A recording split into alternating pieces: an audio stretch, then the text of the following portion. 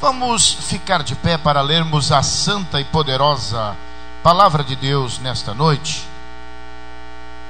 Eu agradeço a Deus pela oportunidade, por estar aqui juntamente com vocês.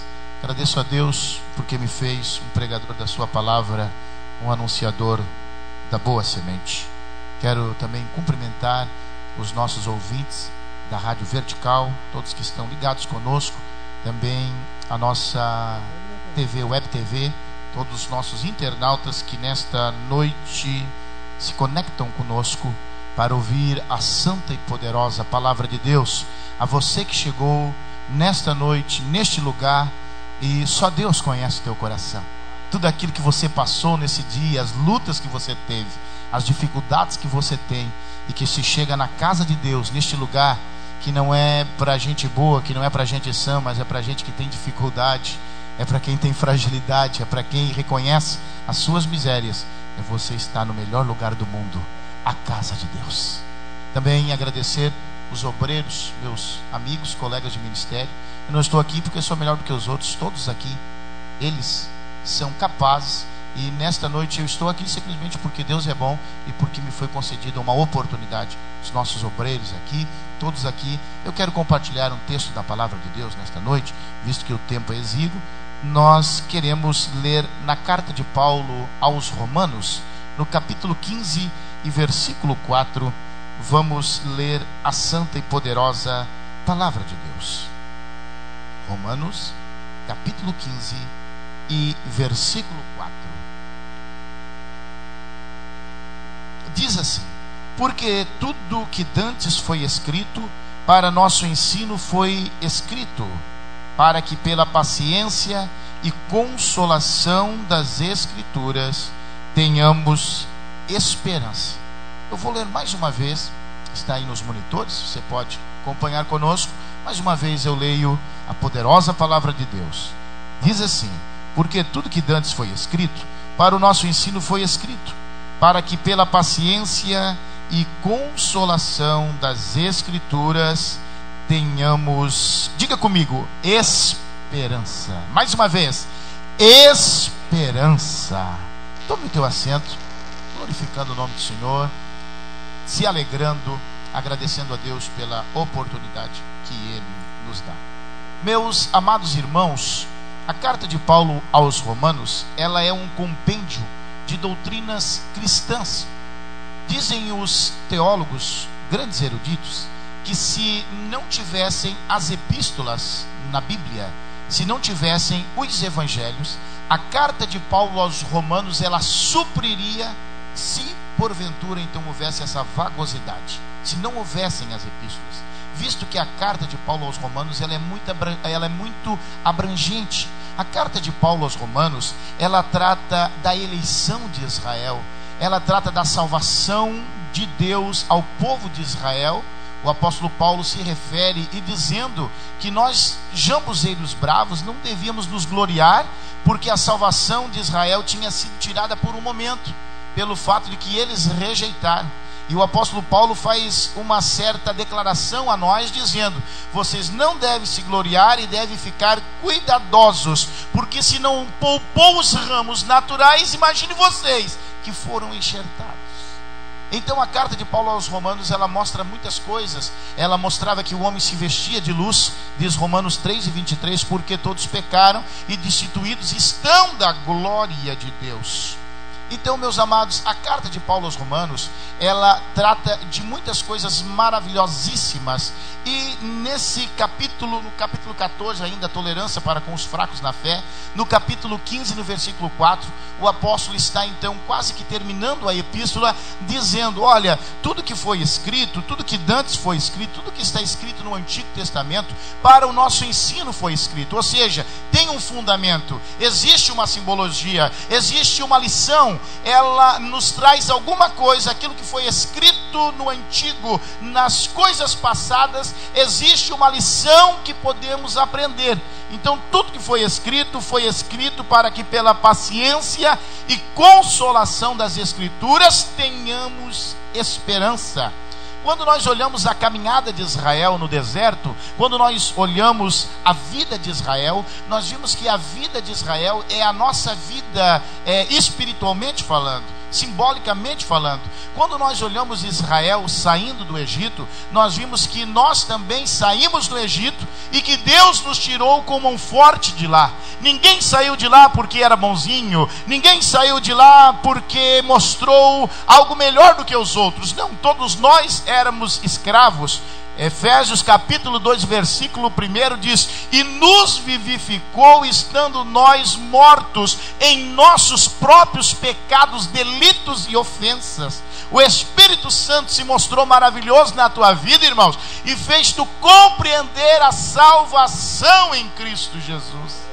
Aleluia! Quantos podem glorificar o nome do Senhor? Porque você foi iluminado. Essa iluminação é coisa maravilhosa. Ninguém vem a mim se o Pai não trazer. Você foi trazido pelo Pai. Você foi convicto. Você foi inspecionado pelo Espírito Santo. E a partir desta inspeção, Ele colocou no teu coração, Ele olhou a tua vida e Ele disse: este aqui é meu. E você nesta noite está aqui sentado nestes lugares porque o Espírito Santo te trouxe. Diz o apóstolo Paulo, ainda falando aos Efésios, no capítulo 1 e no versículo 12, ele diz: pelo beneplácito da sua vontade fomos feitos para ser o louvor da glória de Deus. A palavra beneplácito, ela quer dizer pelo querer da sua vontade. Você está aqui nesta noite porque Deus quis.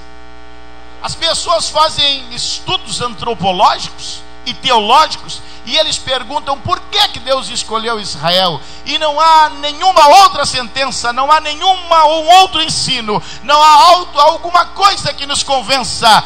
Deus escolheu Israel porque Ele quis. Por que você está aqui? Você não tinha nada para oferecer a Deus. Você está aqui porque Ele quis. Esse é o motivo de nós glorificarmos a Deus. Estamos aqui porque Ele quis. Aleluia.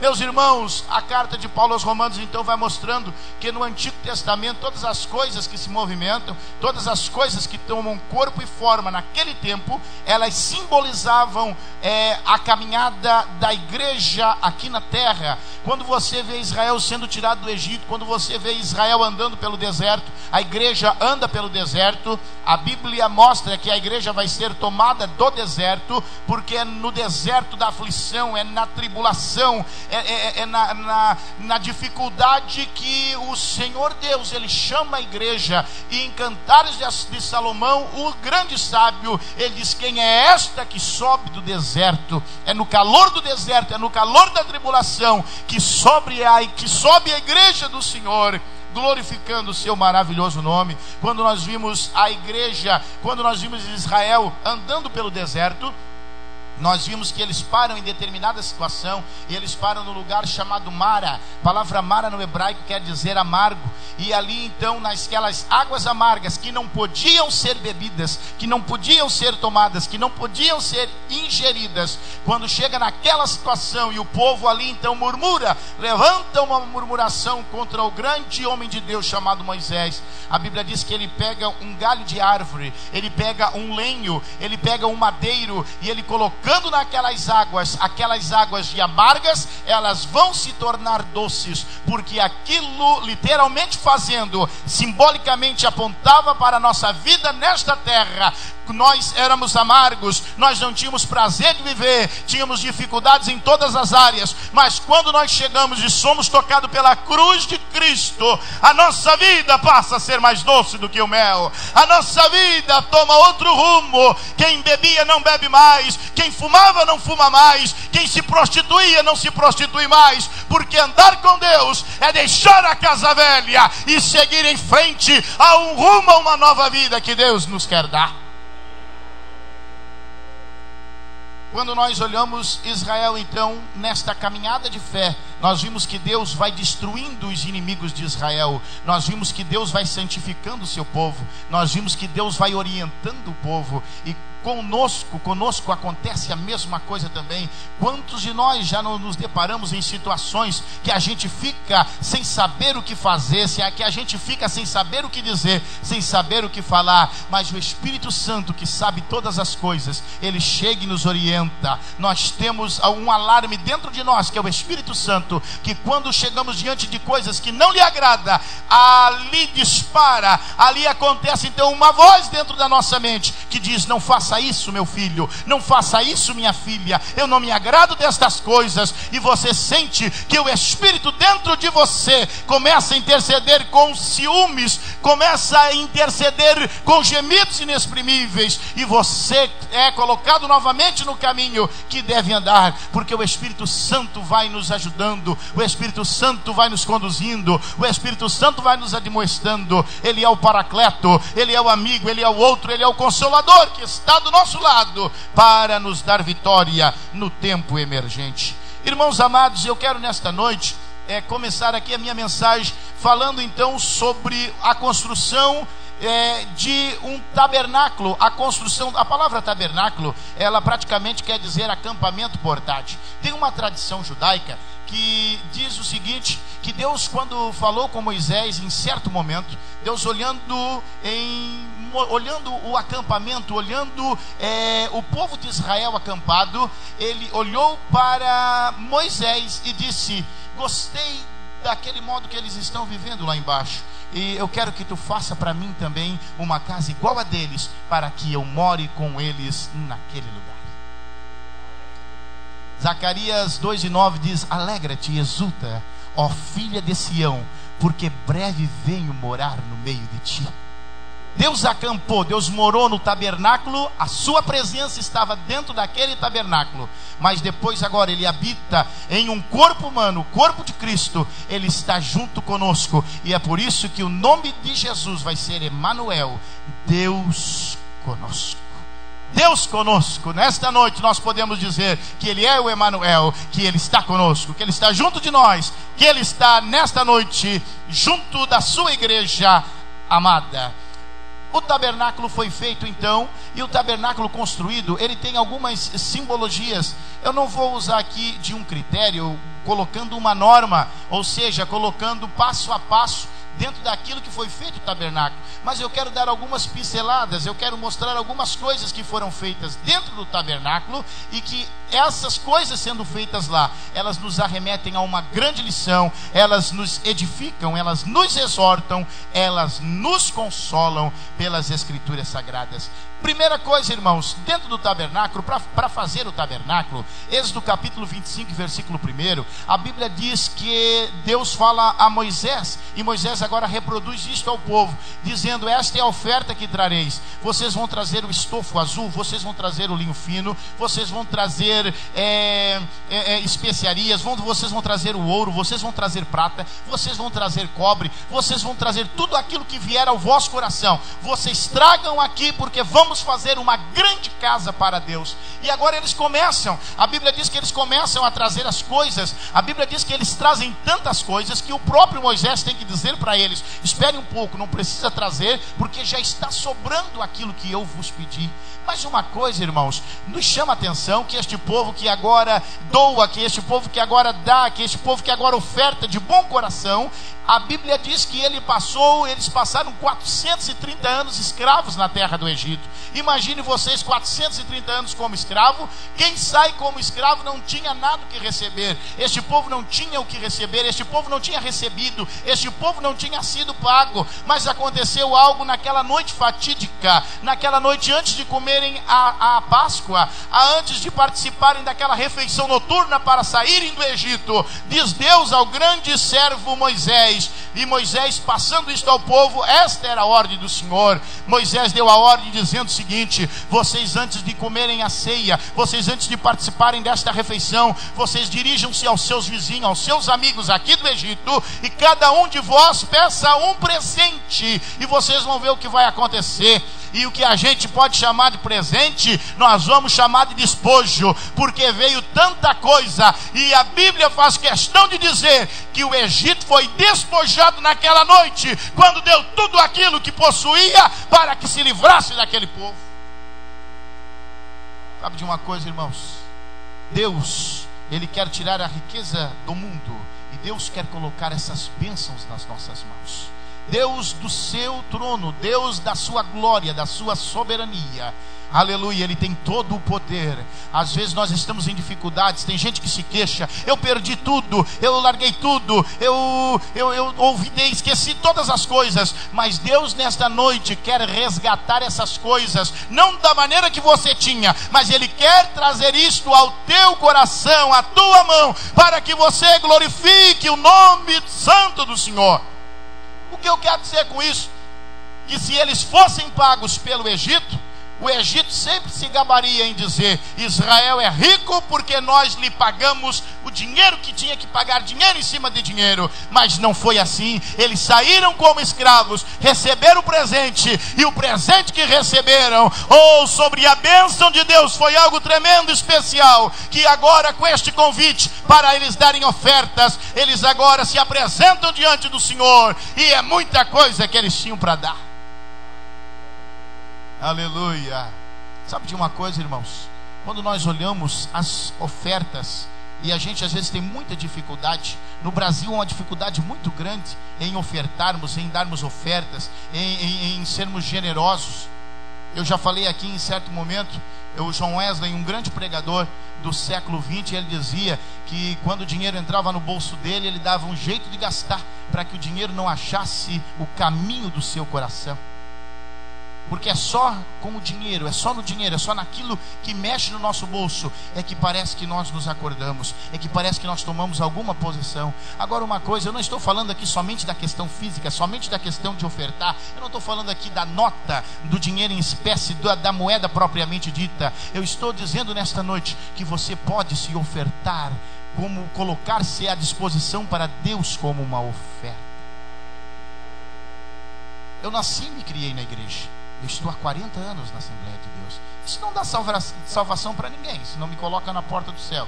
Eu tenho que pelejar igual os outros. Mas eu vou dizer uma coisa para vocês. Eu já vi tantas coisas, e dentre tantas elas eu me lembro que as pessoas, elas vinham muitas vezes chorando à frente deste altar, dizendo: eu não tenho nada para dar, mas eu quero me colocar à disposição do reino, eu quero me colocar à disposição de Deus, eu quero deixar que Deus use a minha vida, eu quero estar aqui sempre, todos os dias. Se alguém precisar de mim, eu estou aqui. E Deus movimentava, Deus usava esta pessoa como instrumento na sua mão, e esta pessoa começava a fazer uma grande obra diante de Deus. Infelizmente hoje, as pessoas, todo mundo: o que tu estás fazendo? Está indo para a casa de Deus? Não, hoje eu não posso porque eu estou fazendo faculdade. Eu não vejo nenhum mal nisso, mas nós estamos priorizando as coisas terrenas e deixando as celestiais de lado. Moisés chamou aquele povo, e o povo colocou-se para dispor o coração. Eu acho tão maravilhoso isso, porque Israel não foi mesquinho.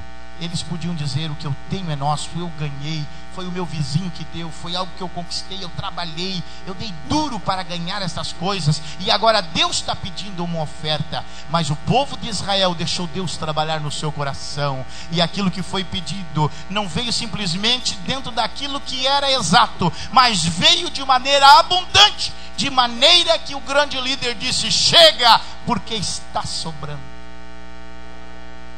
Aleluia. Quando eu vejo a vida de Davi, Davi faz o censo de Israel. Existem duas referências sobre isso, dizendo, em uma delas, que Deus incitou a Davi, em outra Satanás incitou a Davi. E não percamos tempo nesta noite, mas só para entendermos que quando Israel, os judeus, eles tinham em mente tudo que vinha negativo ou positivo, eles diziam que vinha da parte de Deus. Eles não discerniam essas coisas de mundo espiritual. Mas para entendermos, Davi, ele faz um levantamento entre o povo procurando saber o exército que ele tinha, quantos arrancavam a espada, quantos usavam a lança, quantos andavam com o escudo. E só que houvera da parte de Deus uma lei, dizendo: cada vez que for feita esta contagem, você tem que levantar também meio ciclo de prata e colocar diante de cada homem que for contado, tem que haver meio ciclo de prata. E esta era uma contagem que havia no tabernáculo também. E a vontade expressa de Deus era esta: o pobre não dará menos e o rico não dará mais.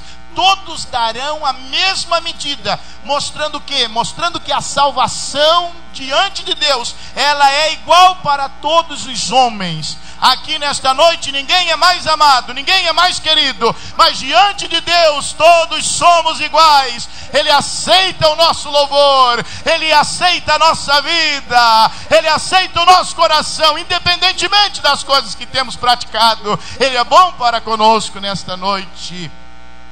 E Davi tinha que levantar fazendo este censo, tinha que levantar esta prata. Mas ele deixa, porque a prata que seria levantada pelo censo, ela deveria ir para os cofres do tabernáculo. Mas ele esquece isso, deixa de lado, nós não sabemos porquê. E agora vem uma praga sobre Israel, e há uma mortandade, e Davi fica preocupado, sabendo do pecado que tivera feito. E ele agora vai em direção a Jebus, ele vai em direção à antiga Jerusalém, e olhando ao alto ele vai ver que tinha um anjo que iria para Judá, para colocar a espada também e matar mais gente. E ele fica preocupadíssimo, e ele se ajoelha diante de Deus, ele se humilha diante de Deus. O anjo está com a espada na sua mão para continuar a matança, e ele agora sobe até a eira de Araúna, o Jebuseu, um antigo morador de Jerusalém. E ele chega ali, o profeta Natan diz para ele: você pecou, você errou. E ele agora diante de Deus, ele reconhece o seu erro, e ele diz assim: olha, Senhor, não foi essas ovelhas, foi eu que pequei, o Senhor cobra de mim. E agora está ali a eira, está ali o homem, está ali as ofertas que poderiam ser feitas para aplacar a ira do Todo-Poderoso. E ele agora diante de Deus, diante de Araú no Jebuseu, ele diz: olha, eu quero oferecer um sacrifício ao Senhor, porque eu errei, eu quero pedir perdão, eu quero me arrepender, eu quero dar uma oferta. E agora o Araúna diz: olha, rei meu senhor, esta propriedade, este pedaço de terra, estes bois aqui, este trado, esta lenha, estas sementes para a oferta, elas não são nada entre eu e você. Pegue tudo isso e ofereça ao Senhor Deus. E ele disse: não, coloca um preço, porque eu não vou oferecer nada ao Senhor, eu não vou oferecer sacrifício ao Senhor que não me custe nada. Às vezes nós reclamamos que não acontece nada, às vezes reclamamos que cantamos, que pregamos, enfim, tantas coisas fazemos, e parece que não acontece nada. Mas de uma coisa eu tenho certeza, senhores, que tudo dentro da vida espiritual tem um preço. Deus requer de nós uma oferta, Deus requer de nós um serviço. Tem que custar alguma coisa, tem que custar alguma coisa. Quando você oferta, quando você planta, quando você está semeando, a Bíblia diz no Salmo 126 que aqueles que vão andando e chorando, aqueles que vão andando e chorando, semeando a boa semente, eles vão voltar sem dúvida tendo os seus molhos, tendo suprimento. Essa semeadura, ela vai voltar em forma de bênção. Mas isto dói. É andando e chorando que nós vamos indo. Andando e chorando você vai ofertando.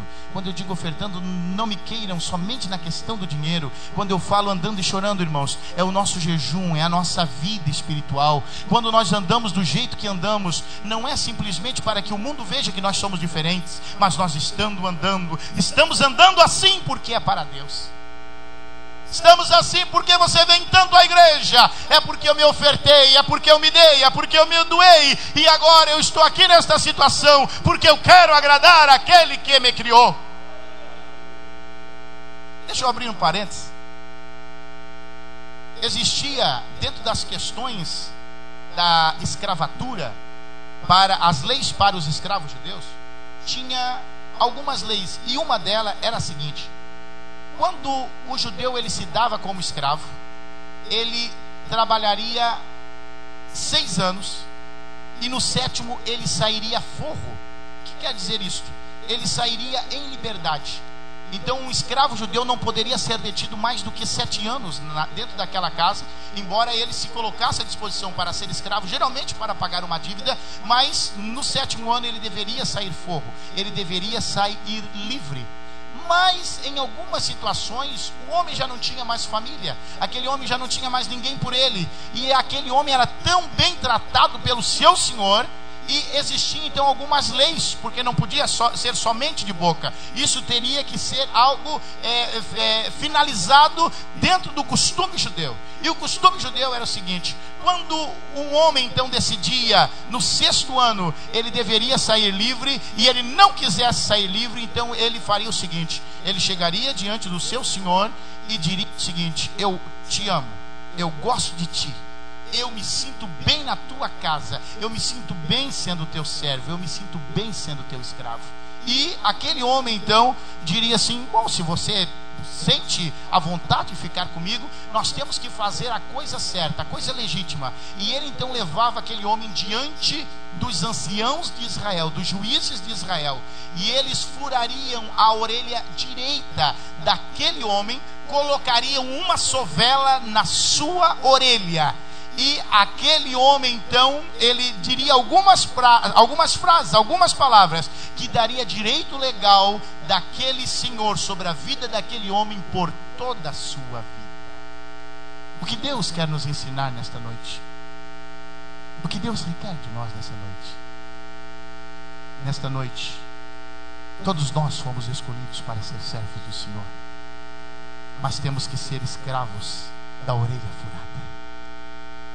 Ninguém pode estar aqui nesta casa, irmãos, com o rosto entristecido. Ninguém pode estar nesta casa simplesmente estar aqui porque chegou. Você tem que estar aqui porque você ama o Senhor. Você tem que ser escravo da orelha furada. Você tem que dizer: eu estou aqui porque eu te amo, estou aqui porque eu me sinto bem estar na tua casa. Davi e Salomão, eles têm uma grande diferença. O amor que Salomão dedicou às mulheres, Davi faz diferente. Ele tinha mulheres bonitas, mas ele diz assim: oh, o meu amor é pelo Senhor, meu Deus. No Salmo 84 ele diz: a minha alma desfalece pelos atos do Senhor. Eu estou apaixonado pelo meu Deus. Até a andorinha e o pardal encontraram casa. Eu moro num lugar bonito, mas o lugar que eu me agrado em ficar é a casa do Senhor. Seja escravo da orelha furada. Fique aqui nesta noite, esteja nesta casa e sirva ao Senhor pelo amor que você tem a Ele, e não simplesmente por aquilo que Ele pode te oferecer. Meu Deus, eu preciso terminar. Eu nem comecei. Segunda lição que o tabernáculo ela nos ensina está em Números no capítulo 2. Em Números no capítulo 2, o tabernáculo ele foi construído. E sendo construído o tabernáculo, houve então uma questão, ou seja, precisava o acampamento ter ordem. Então o nome disso são a ordem das tribos que ficava nos acampamentos. Ninguém poderia ir para a porta do tabernáculo, ninguém poderia querer ter uma visão melhor das coisas simplesmente porque queria. Não, ali para ter um lugar especial ou para estar naquela posição, ali a ordem tinha que ser dada pelo próprio Deus. Moisés era da tribo de Levi, mas não engane-se os senhores, não foi Levi que ficou à frente da porta do lado oriental, à frente da porta do tabernáculo. Esta parte, esta sorte coube à tribo de Judá, porque Deus dissera a Moisés: a tribo de Judá ficará à frente da porta do tabernáculo. Todas as tribos, irmãos, elas tinham insígnias. Eu não posso entrar nisso agora, mas só para entendermos. A insígnia, a bandeira de Judá, que tremulava ao vento, a sua insígnia, o seu desenho, o desenho na bandeira, era o desenho do leão. E o que Deus queria ensinar para nós, o que Deus quer ensinar para nós nesta noite, com o acampamento de Israel em roda do tabernáculo, Deus quer dizer para nós nesta noite que quem está à frente desta porta, que quem cuida desta casa, que quem está na direção desses trabalhos é o Cristo maravilhoso. É Ele que governa a nossa vida, é Ele que deve governar esta casa, é Ele que deve mostrar aqui, é Ele que deve dar os ensinamentos, é Ele que deve nos colocar no caminho certo. O leão tremulava à frente do tabernáculo, mostrando que Cristo é que nos cuida, que Cristo é que nos rege, que Cristo é que nos leva, que Cristo é que nos conduz. Não são os políticos ordinários que andam de 4 em 4 anos querendo se aproveitar e estar perto de nós. Quem cuida desta casa ainda é o Cristo vivo Nazareno. Aleluia, glória ao nome do Senhor Jesus Cristo. Quando eles olhavam a insígnia do leão, e eles então tinham entendimento que era Cristo, através deste simbolismo, e que mostra para nós nesta noite que o Senhor Jesus está cuidando da sua igreja, que passou-se o tempo, que chegou-se o tempo difícil, que as coisas não estão bem, mas que Ele ainda está no controle de todas as coisas. Aleluia, glória ao nome do Senhor Jesus Cristo. Eu vou terminar nesta noite. Preciso encerrar. Preciso ser prudente. No tabernáculo existia, dentro dos seus rituais, Deus mandou Moisés fazer, e com isso eu estou encerrando. Deus mandou Moisés fazer uma mesa. Essa mesa, ela tinha 75 centímetros de altura, 50 centímetros de largura e 1 metro de comprimento. Nessa mesa iria 12 pães, fileiras de 3. 1, 2, 3, 4, 5, 6. Para vocês entenderem: 7, 8, 9, 10, 11, 12 pães. Existem simbolismos, e você já até ouviu aqui, e eu não estou discordando. Os simbolismos são vários. Os pães, eles representavam o pão vivo que desceu do céu, claro. Agora uma coisa, irmãos, quando nós olhamos os pães da proposição em cima da mesa, você deve analisar o seguinte: que o pão, Deus dissera a Moisés: me façam pães quentinhos, pães novos, bem bonitos, porque será para o Senhor. E eles pegaram, então imagine a primeira vez que eles fizeram esses pães. Imagine comigo. Eles colocaram os 12 pães, com aquele aroma, com aquele cheirinho gostoso que o pão novo sabe dar. E alguém já ficou ali: o sacerdote, eu como do altar. Esse pão daqui a pouco vou botar a faca aqui, vou tirar uma lasca. E Moisés disse aos sacerdotes: não, vocês vão comer desse pão sim, mas no próximo sábado. Pão de 2 dias não é todo mundo que come. Pão de 3 dias não é todo mundo que come. Pães de 7 dias. Agora uma coisa, leve em conta que a temperatura do deserto, ela é oscilante. À noite ela desce a 0 graus, e de dia ela sobe a 50. Então imagine como este pão ficava em 7 dias. Ele ficava duro, ele ficava bolorento, ele ficava intragável, ele quase quebrava os dentes de quem ia comer. Mas o sacerdote, comendo aquele pão, ele glorificava o nome do Senhor, porque ele sabia que aquela era a vontade de Deus. Irmãos, evangelho não é algo tão doce. Evangelho é sofrimento, evangelho é luta, evangelho é renúncia. Jesus diz: aquele que quiser vir após mim, negue-se a si mesmo. Negue-se a si mesmo. Aleluia. Eu sou bravo, mas eu tenho que segurar esta personalidade que eu tenho. Eu tenho dificuldades, mas eu tenho que me policiar. Evangelho é renúncia. Evangelho é alguém bater na tua face e tu tem que dar o outro lado. É cruz, irmãos, é vergonha. Este evangelho que estão vendendo aí, evangelho barato, evangelho inconsequente, profano, que não muda a vida de ninguém. Vamos ficar de pé.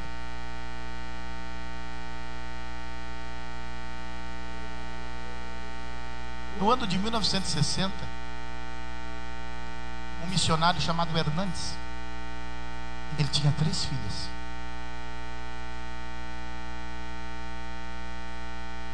E ele foi a Cuba para ser missionário naquele.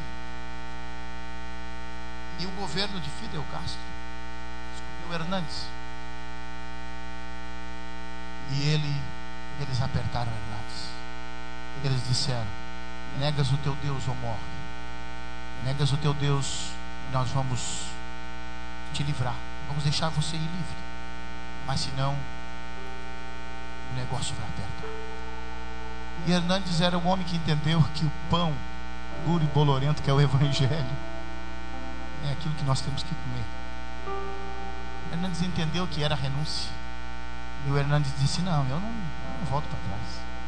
Não. E eles disseram: tu vai morrer, tua família vai morrer. E Hernandes estava convicto. Hernandes sabia aquele que o tinha chamado. Hernandes disse: podem matar a minha família, podem tentar calar a minha voz, eu tenho um compromisso com Deus. E eles então disseram: ah, é?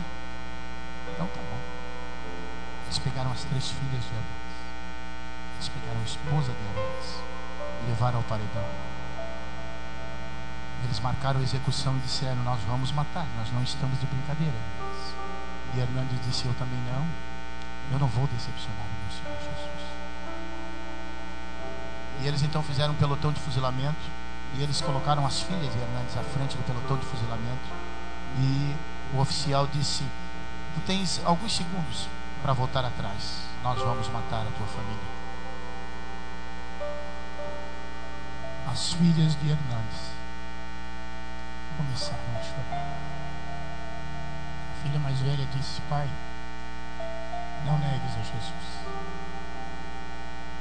Eles vão matar nós, mas nós vamos nos ver no grande dia. O Evangelho é renúncia. O Evangelho é sofrimento. E eles atiraram na primeira filha de Hernandes. A esposa de Hernandes chorava muito. Hernandes estava apavorado. Mas Deus estava com Hernandes. Deus colocou um hino na boca de Hernandes que você já cantou tantas vezes e que nem sabe por que esse hino veio. Diz assim: estou seguindo a Jesus Cristo, esse caminho eu não desisto.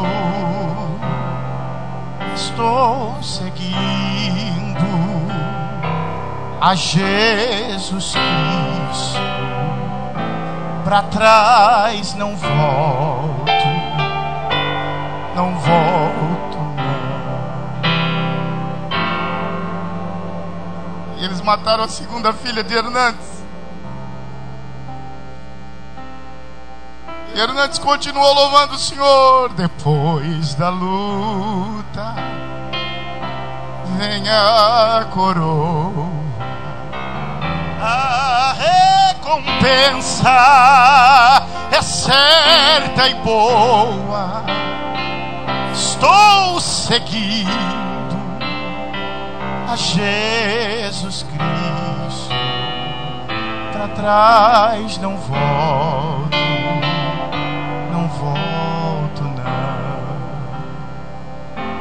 Eles mataram as filhas de Hernandes, eles mataram a esposa de Hernandes, eles mataram Hernandes. Em 2005, quando Fidel Castro abdicou da sua terribilidade no seu agir com Cuba e deu ao seu irmão Raul Castro, ele fez um pronunciamento e ele pediu perdão pela morte de Hernandes. Ele disse: mande mais missionários como Hernandes. Cuba se arrepende, pede perdão por ter matado aquele homem. Quero fazer um convite a você. Quantos nessa noite precisam mais de Deus? Venha rapidamente, eu quero orar com você nesta noite. estou seguindo a Jesus Cristo. Aleluia. Deste caminho eu não desisto. Estou seguindo a Jesus Cristo. Para trás não volto, não volto não. Depois da luta vem a coroa, a recompensa é certa e boa. Estou seguindo a Jesus Cristo. Para trás não volto, não volto não. Pai, eu te louvo nesta noite. Aqui estamos diante de ti, Senhor. Temos tantas fragilidades, tantos problemas, tantas dificuldades, mas nós sabemos que tu derramaste na cruz do Calvário teu sangue, que é maravilhoso. Senhor, nos ajuda na caminhada da fé a seguirmos, Senhor, o nosso caminho, a levarmos a nossa cruz de cada dia, a trilharmos, Senhor, esta estrada que o Senhor coloca à nossa frente desde o dia em que aceitamos. Que nós possamos correr com paciência a carreira da fé, que nós possamos seguir em rumo, Senhor, que nós possamos deixar todas as coisas que para trás ficam e prosseguir no prêmio da soberana vocação. Ajuda os teus filhos nesta noite, meu Pai. Abençoa a tua igreja, Senhor. Desperta-nos, ó Deus, para que possamos entender a tua vontade e que sejamos abençoados e edificados por ti.